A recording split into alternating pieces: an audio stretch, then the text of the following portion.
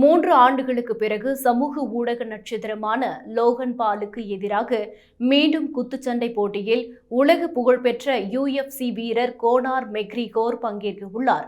2011ஆம் ஆண்டு கிரிக்கெட் உலக கோப்பை இறுதிப் போட்டியை நடத்திய வான்கடே மைதானத்தில் இருவருக்கும் போட்டி நடைபெற வாய்ப்புள்ளதாக செய்தி வெளியாகியுள்ளது.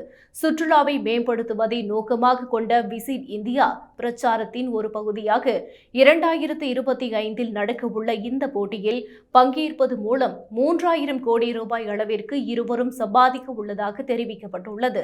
ஸ்பான்சர்ஷிப்கள், டிக்கெட் வருவாய் மற்றும் பார்வையாளர்கள் மூலம் சுமார் 1200 கோடி ரூபாய் வசூலாகும் என்று கணக்கிடப்பட்டுள்ளது. மேலும் இந்தியாவின் ரிலையன்ஸ் குழுமத்தை சார்ந்த முகேஷ் அம்பானியின் மகன் ஆனந்த் அம்பானி இதை இந்தியாவில் நடத்த திட்டமிட்டுள்ளார்.